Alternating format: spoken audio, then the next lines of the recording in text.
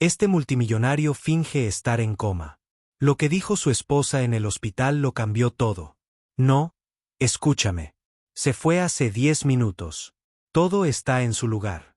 Los frenos fallarán incluso antes de llegar a la autopista. Eso fue lo primero que oyó Victor Langston al bajar de su Bentley, tras haber olvidado un archivo confidencial en la encimera de la cocina. Se quedó congelado. La voz del otro lado de la puerta principal era sin lugar a dudas la de Candace, su esposa desde hacía 20 años. Pulido, calculado. Una vez que esté muerto, interpretaré a la viuda afligida. Los medios de comunicación lo devorarán. Luego desaparecemos. Solo tú y yo, Darren. Lo prometiste. Los dedos de Víctor se apretaron alrededor de las llaves del coche. Un sudor frío le corrió por la frente. Se reclinó lentamente, con cuidado de no hacer ningún ruido. Su corazón latía con fuerza, no por miedo sino por incredulidad. ¿Darren? Ese era su entrenador personal. ¿Y los niños? Una voz de hombre preguntó. No te preocupes, susurró. Ni siquiera les importa a él. Solo le envían mensajes de texto cuando necesitan un nuevo iPhone o la matrícula universitaria. Una vez que él se va, todo pasa a mí. Los testamentos son herméticos. Víctor no escuchó el resto. Se tambaleó hacia atrás como si las palabras le hubieran golpeado en el pecho. No solo lo estaban utilizando, lo estaban borrando. Victor Langston, de 58 años, multimillonario, padre de 3 hijos, director ejecutivo de Langston Enterprises, un hombre que construyó un imperio a partir de una sola caja de relojes de pulsera importados y lo convirtió en un conglomerado logístico multinacional. Para el mundo, él era un titán. Para su familia, era un cajero automático ambulante. Sonrieron para las fotos familiares, le besaron en la mejilla en las cenas de gala. Pero cuando las luces se apagaron y las cámaras se fueron, también se fue el afecto. Candace, siempre radiante del brazo de Víctor, no le había dicho te amo en 3 años. Sus hijos, Daniel, Michelle y Ryan, solo recurrieron a ellos cuando algo andaba mal con sus tarjetas.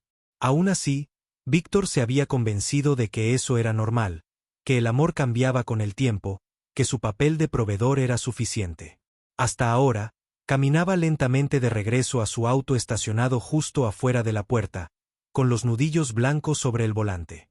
1000 pensamientos giraban en su cabeza. Podría ir a la policía, confrontarla, despedir a Darren, reescribir el testamento. Pero nada de eso parecía correcto. Él no quería venganza. Quería la verdad, no solo sobre Candace, sino sobre todo. Así que hizo una llamada telefónica. El doctor Charles Greer, su médico privado y amigo más antiguo. Y dentro de 2 horas, Victor Langston, esposo multimillonario y padre traicionado, estaría inconsciente en la suite de un hospital privado, vendado de la cabeza a los pies, con su cuerpo aparentemente roto sin posibilidad de reparación, declarado en coma después de un devastador accidente automovilístico. Candace pronto recibiría la llamada y todo comenzaría. Las luces de la suite del hospital privado se atenuaron.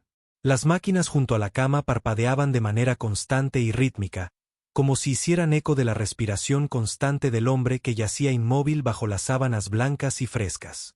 Victor Langston parecía en todo sentido el paciente en coma que el mundo creía que era. Vendajes en sus brazos, un collarín abrazando suavemente su garganta para los fluidos que goteaban en sus venas, un monitor cardíaco que pitaba tranquilamente a su lado. Pero no estaba en coma. Estaba muy despierto. Los sedantes habían desaparecido tal como había prometido el doctor Charles Greer.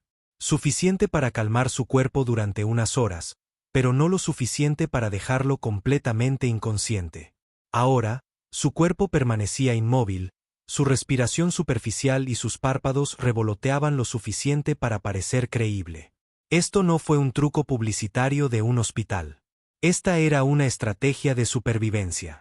Víctor había pasado su vida burlando salas de juntas, adquisiciones hostiles y recesiones económicas. Pero nada lo preparó para la batalla dentro de su propia casa.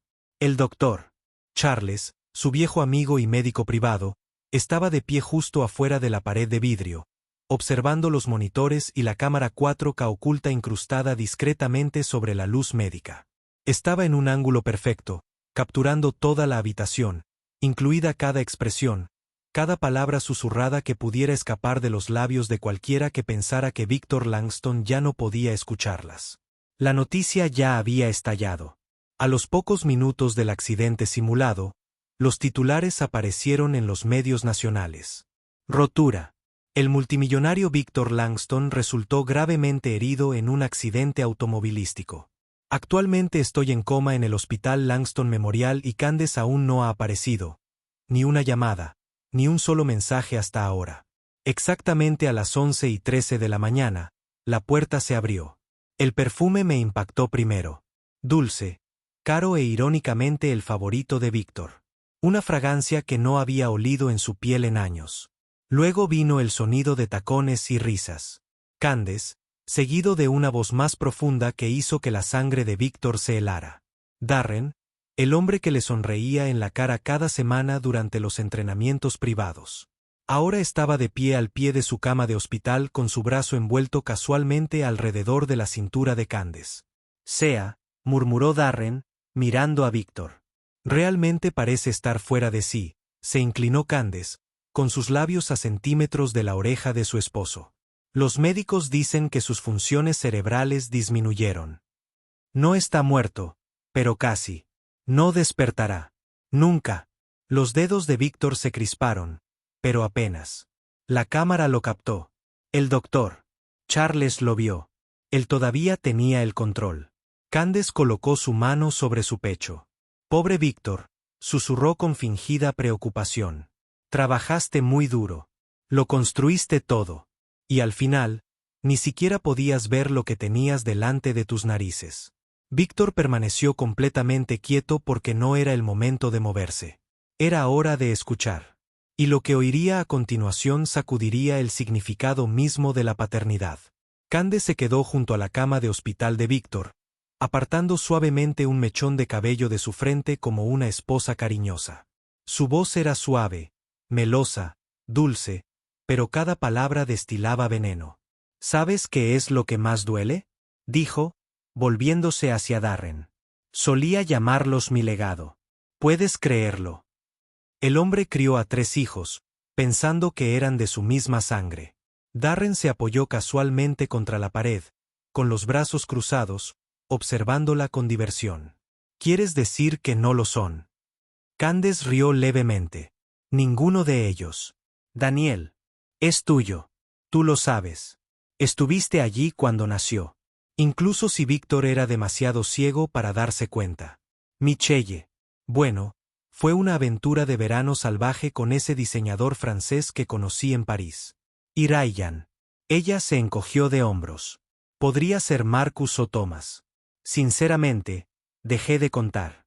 El corazón de Víctor latía con fuerza en su pecho, pero su cuerpo permaneció quieto.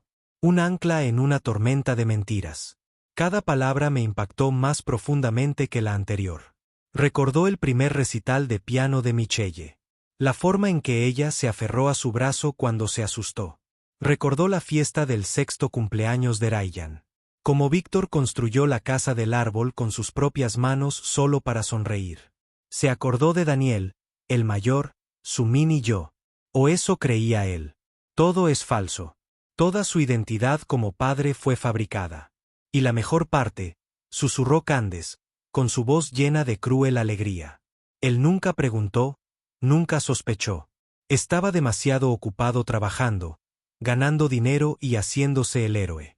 Todo lo que tenía que hacer era sonreír, ponerme un vestido ajustado y gemir 2 veces por semana. Darren se rió entre dientes. ¿Tienes frío, nena? Candace sonrió. No, soy práctico. Y después de que se le declara oficialmente con muerte cerebral, recogemos todo. Su junta directiva me cederá la empresa temporalmente. Sus cuentas offshore, ya tengo las claves de acceso. Víctor se quedó congelado, no por miedo sino por furia.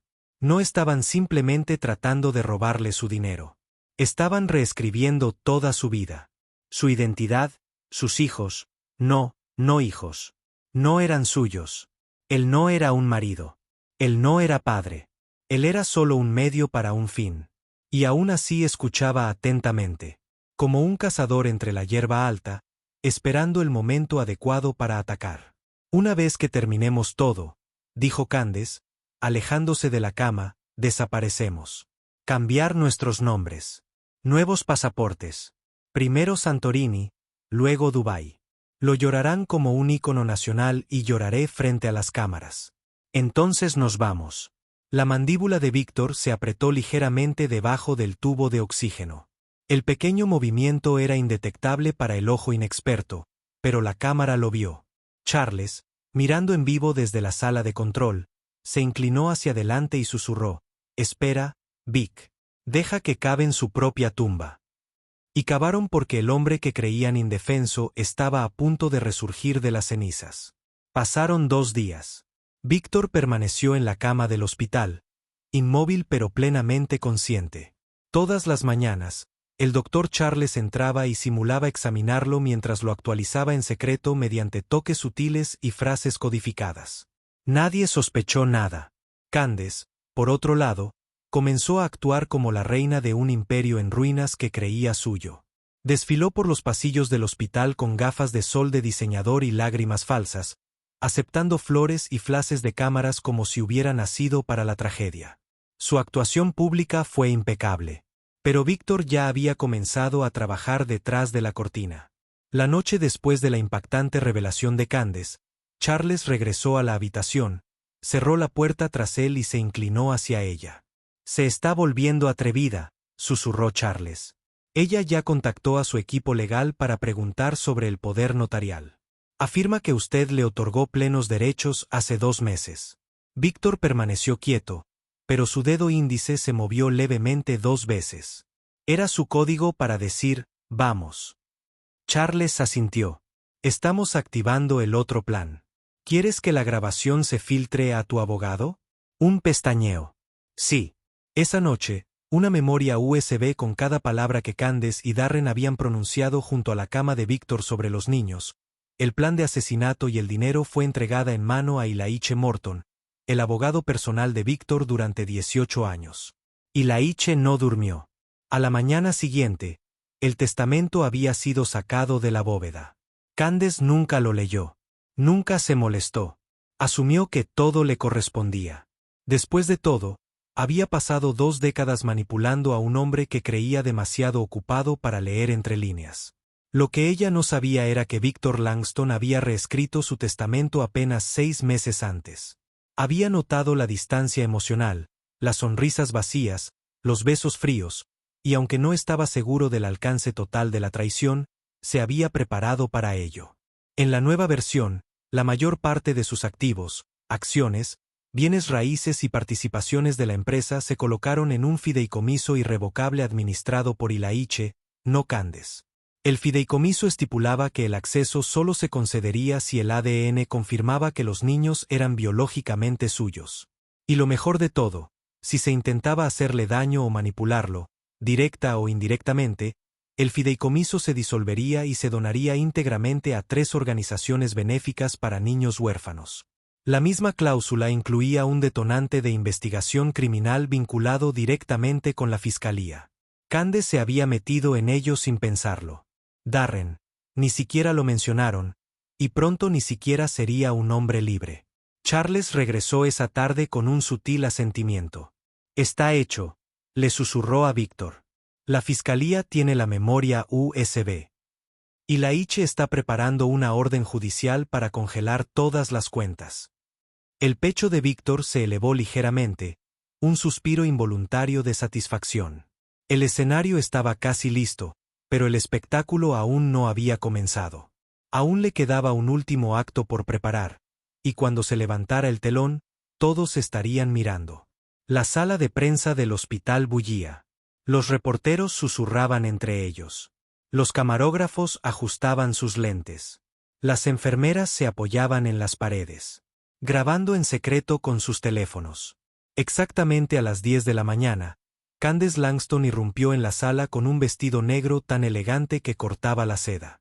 Unas gafas de sol enormes le ocultaban los ojos, pero nada podía ocultar el dolor cuidadosamente coreografiado en su rostro.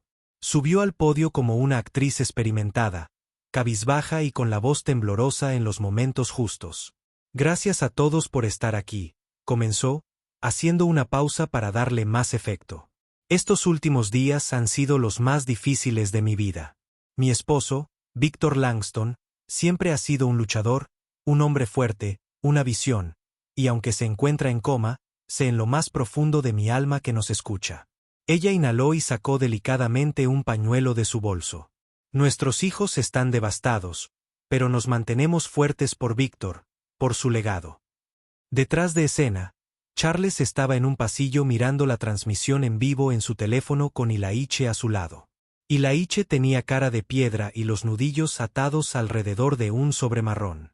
El testamento Ouregin. Firmado y notariado. Ella es buena, murmuró Charles. Elías no parpadeó. Ella está muerta. Dentro de la sala de prensa, Candace continuó su actuación. He hablado con su junta directiva. Con su apoyo, gestionaré temporalmente los asuntos de Langston Enterprises hasta que Victor se recupere o... Dejó las palabras en el aire, invitando a la compasión, tal vez incluso a los aplausos. Fue entonces cuando se abrió la puerta de la habitación y entró el hijo menor de Victor, Ryan. Candace se quedó paralizada por una fracción de segundo. Se suponía que Ryan estaba en la universidad en Chicago. No le había dicho la verdad, pero él estaba allí, inexpresivo, con una carpeta en la mano. Se acercó al podio y se la entregó. ¿Qué es esto?, preguntó con voz tensa. Me la envió el abogado de papá, dijo en voz baja, mirándola directamente a los ojos. Pensó que merecía saber la verdad. Todos la merecíamos. Las manos de Candace temblaron al abrir la carpeta y examinar su contenido. Entonces palideció. Dentro había una copia del Nuevo Testamento, un formulario de solicitud de prueba de ADN. En la parte superior de la pila, una foto fija tomada de un cámara oculta. En ella, estaba inclinada sobre la cama de hospital de Victor con la mano de Darren alrededor de su cintura. La habitación estaba en silencio. Los reporteros la observaban. Los flashes se dispararon una vez, luego dos, y luego todos a la vez. Candace levantó la vista, con los ojos abiertos, atónita. Esto es una manipulación. Es falso. Es. Pero no pudo terminar porque detrás de ella, en la pantalla del proyector de la habitación, el video había comenzado a reproducirse. Claro, sin editar, innegable. Su voz llenó la habitación. Ninguno de estos niños es suyo. Por una fracción de segundo, el mundo se detuvo. Candace se quedó boquiabierta mientras su propia voz resonaba por la sala de prensa, reproduciéndose en una pantalla de 70 pulgadas detrás de ella. Todos en la sala se quedaron paralizados. Reporteros con Mike en el aire, camarógrafos conteniendo la respiración. Incluso el conserje del fondo dejó de barrer. Una vez muerto, desaparecerá. Nuevos nombres, nuevo país. Ya tengo una villa en Santorini esperando. Su voz era cristalina. Su rostro inconfundible. El brazo de Darren. Se le enroscó casualmente alrededor de la cintura. Un jadeo silencioso recorrió la habitación. Alguien susurró, «Dios mío». Candace se dio la vuelta y se abalanzó sobre la laptop que reproducía las imágenes.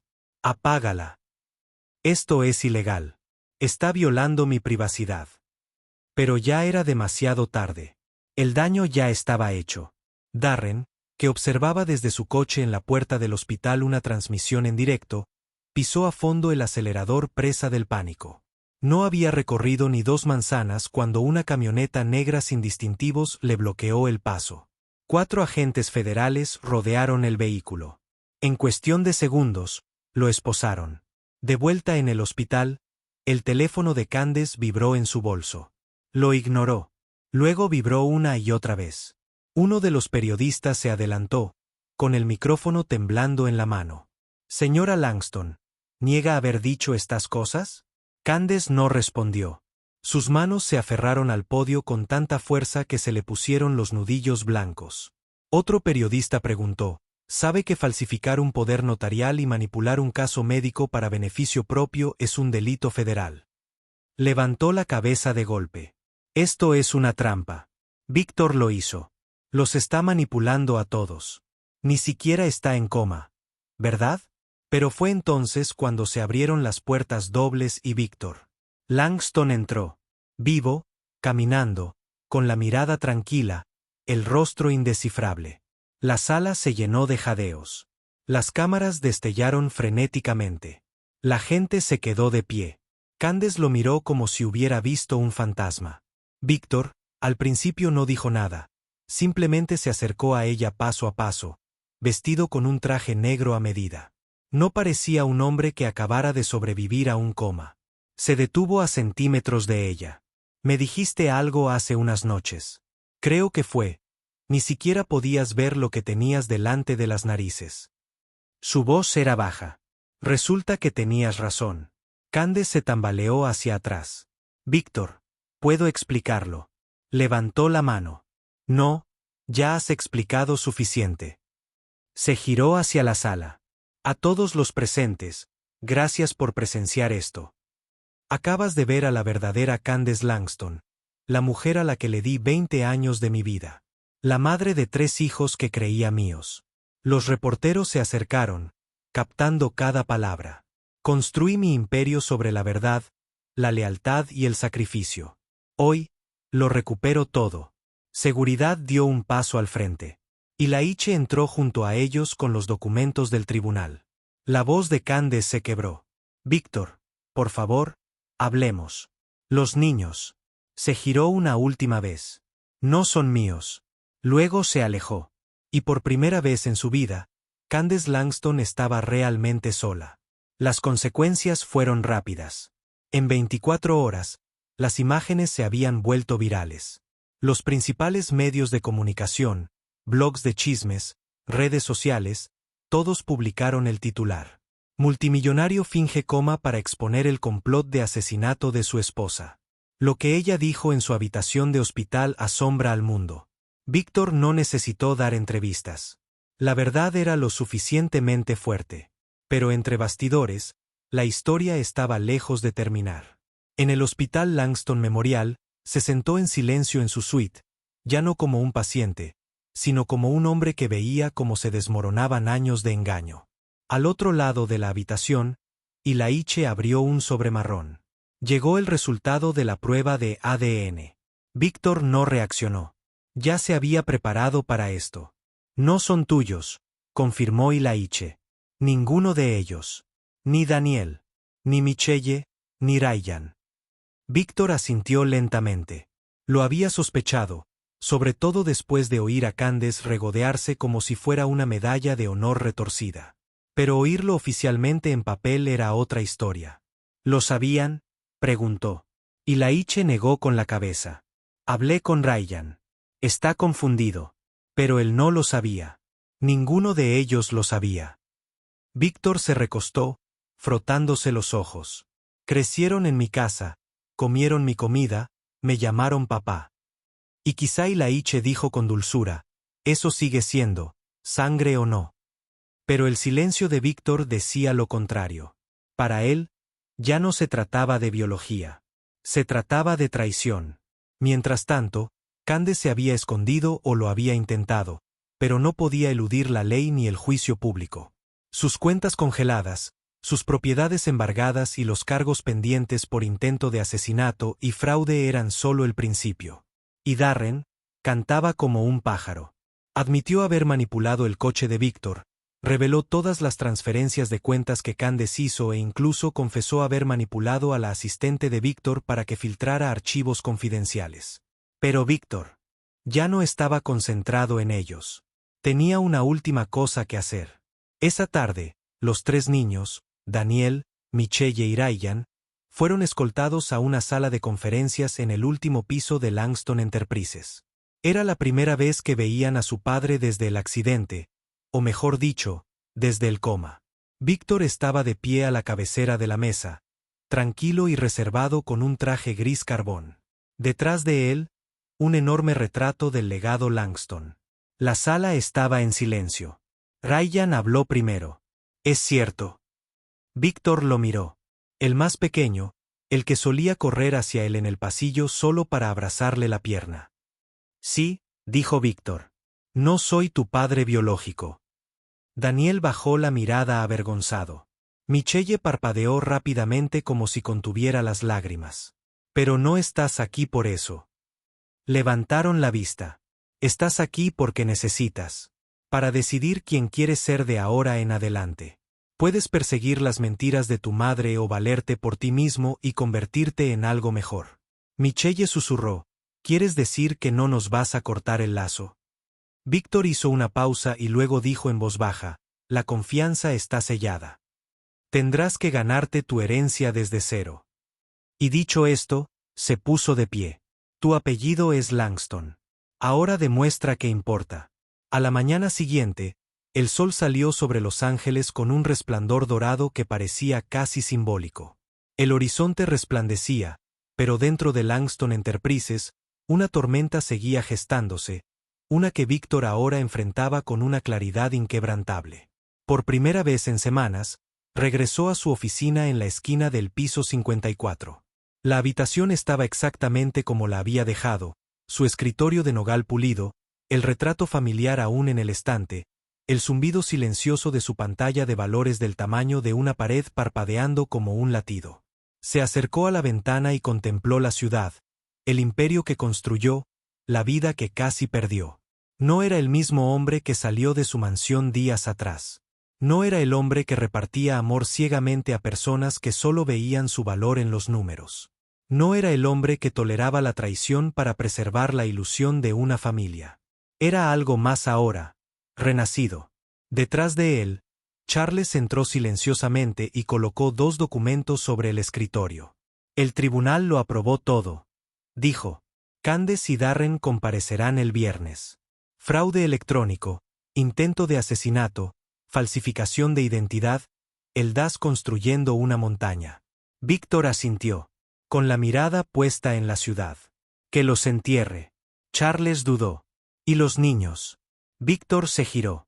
Daniel empieza a trabajar la semana que viene en el almacén, dijo con calma. Michelle tiene prácticas con el equipo legal corporativo. Brian pidió hacer prácticas en finanzas. Se acabaron las tarjetas negras. Se acabaron los jets privados. Charles arqueó una ceja. Amor duro. Víctor exhaló. Amor verdadero. Se sentó, se desabrochó la chaqueta y abrió un diario rojo encuadernado en cuero, uno que no había tocado en años. Escribió una sola frase. Un hombre que lo pierde todo lo ve todo con claridad. Charles miró a su alrededor. ¿De verdad que no vas a recuperarlos? Víctor apretó la mandíbula. Para empezar, nunca estuvieron conmigo. Les di 20 años. No les daré 20 más solo porque sobreviví. Charles lo entendió.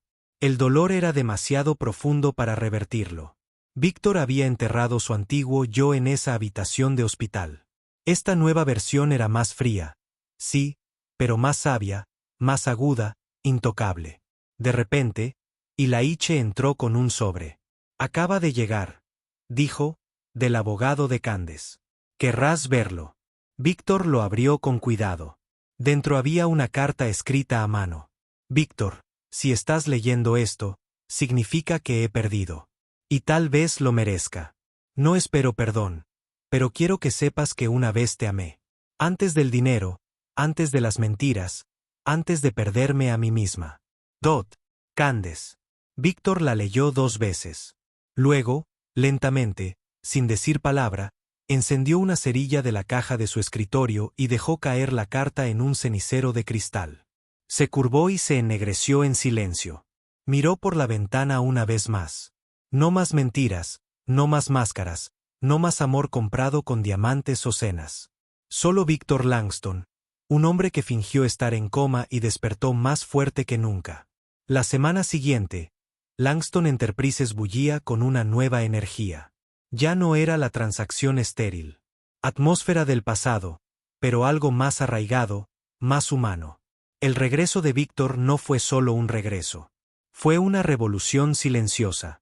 Empezó a aparecer sin previo aviso en la fábrica, caminando entre trabajadores que solo lo habían visto en portadas de revistas.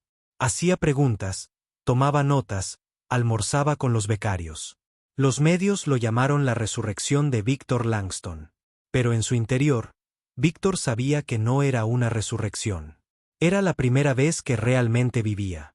Al otro lado de la ciudad, Daniel Langston permanecía torpemente de pie con un mono azul marino en el almacén de Langston, sosteniendo un escáner de código de barras. Por primera vez en su vida, marcó una tarjeta de tiempo. Respondió ante un supervisor. Tenía las manos sucias y, extrañamente, no la odiaba. Michelle, con un modesto traje de falda gris, estaba sentada nerviosa en el escritorio legal de la empresa, tomando notas durante una disputa contractual. Su maquillaje era más claro, su voz más baja. Ahora escuchaba más de lo que hablaba. Y Ryan, el dulce y sensible Ryan, caminaba detrás del jefe del equipo de finanzas, con los ojos muy abiertos mientras asimilaba la estructura, la disciplina, la realidad del mundo empresarial. Ninguno de ellos había tenido noticias de su madre. Víctor no la había bloqueado, pero tampoco le había ofrecido ayuda. Algunos puentes no necesitan ser quemados. Simplemente se pudren. Una noche, mientras las luces de la oficina se atenuaban y la mayoría de los empleados se habían marchado, Víctor estaba sentado en la sala de estar ejecutiva, bebiendo un vaso de agua y contemplando el fuego crepitar en la moderna chimenea. Pensó en todo: el coma, la traición, la verdad sobre los niños, y se sintió extrañamente en paz. Charles entró en silencio y se sentó a su lado. ¿Cuánto tiempo vas a mantenerlos a distancia?, preguntó Víctor tomando un sorbo. Hasta que crea que no solo son mejores, sino reales. Charles asintió. ¿Y si lo son? Víctor miró las llamas. Entonces quizá empiece de nuevo, pero esta vez no como multimillonario, sino como hombre. Charles estudió el perfil de su amigo. Las líneas profundas, grabadas por el dolor y el poder, pero ahora suavizadas por el propósito. Sabes, dijo, la mayoría de los hombres habrían demandado, desaparecido o enloquecido. Fingiste un coma, Víctor. Sonrió con suficiencia. No lo preparé para escapar. Lo preparé para ver con claridad. Siguió un largo silencio. Entonces Víctor se levantó, abotonó la chaqueta y dijo algo que incluso a él mismo le sorprendió. Quiero construir algo nuevo, no solo ganancias, no solo poder. Quiero construir personas. Charles arqueó una ceja. ¿Y qué hay del amor? Víctor hizo una pausa. Luego, en voz baja, sin amargura, solo verdad, respondió. El amor, cuando es real, no necesita ser comprado. Se revela en el silencio, no en la seducción. Se dio la vuelta para irse. Y tras él, el fuego crepitaba, quemando silenciosamente lo que quedaba del viejo Víctor Langston. Un mes después, empezaron a llegar invitaciones a las puertas de políticos, periodistas, empleados e incluso algunos profesores desprevenidos. Eran elegantes sobres color crema con ribete dorado, sellados con un sencillo escudo de VL. Dentro, el mensaje era breve. Está cordialmente invitado a la gala de la Fundación Víctor Langston. Una noche de nuevos comienzos. Sin lugar, sin comunicado de prensa, solo una fecha y una solicitud para asistir con una invitación abierta. Corazón. Cuando por fin llegó la noche, cientos de invitados se presentaron y descubrieron que la gala no se celebraba en un hotel de 5 estrellas ni en una mansión privada, sino en un enorme almacén reconvertido en el este de Los Ángeles, uno de los primeros centros de distribución de Víctor, ahora transformado en un impresionante salón de baile. Los suelos estaban pulidos, las lámparas de araña colgaban de vigas de acero y las paredes estaban cubiertas de fotografías enmarcadas de los empleados de Langston. Conserjes, conductores de montacargas, secretarias y enfermeras, todos vestidos de negro y dorado. Las historias de sus vidas se exhibían bajo cada imagen. En el centro de todo estaba Víctor, vestido con un sencillo traje negro. Sin corbata, sin una entrada imponente, simplemente allí de pie estrechando manos, abrazando a viejos amigos, sonriendo como un hombre que finalmente había recuperado el aliento. Cuando subió al escenario, la sala se sumió en el silencio. Miró a su alrededor y habló no con la voz resonante de un director ejecutivo, sino con la cruda claridad de un hombre que se había roto y reconstruido. Algunos me conocen como multimillonario, comenzó. Algunos como empresario, jefe, padre, esposo. He usado muchas máscaras. Hizo una pausa. Pero recientemente, aprendí que no todas las sonrisas son sinceras. No todos los te amo son amor. Y a veces las personas más cercanas a ti pueden ser las que empuñan el cuchillo. La multitud estaba en silencio. Pero también aprendí algo más. Continuó. Puedes fingir un coma, pero no puedes fingir un propósito. Puedes perder lazos de sangre y aún así construir una familia verdadera. Y puedes perderlo todo solo para encontrar lo que realmente importa. Se giró ligeramente hacia el lado de la sala donde estaban Daniel, Michelle y Ryan. No vestían con lujo esta noche. Sin tacones de diseñador, sin cadenas de oro, solo humildad en sus ojos y esperanza en sus manos. Víctor los miró, con la voz suavizada. Puede que no sea su padre biológico, pero les estoy dando la misma opción que me di a mí mismo. Construyan algo real o dejen que su pasado los defina. Luego se volvió hacia el público. He creado la Fundación Víctor Langston no para aumentar mi fortuna, sino para ayudar a las personas a financiar escuelas, refugios, empresas emergentes para padres solteros. Personas reales, sueños reales, sin secretos ocultos. Contratos, sin letra pequeña. Una ovación de pie estalló, pero Víctor simplemente sonrió, bajó del escenario y se unió al público. No necesitaba aplausos. Ya no necesitaba demostrar nada. Ya había hecho lo que ningún dinero podía comprar. Reclamó su nombre y redefinió su legado.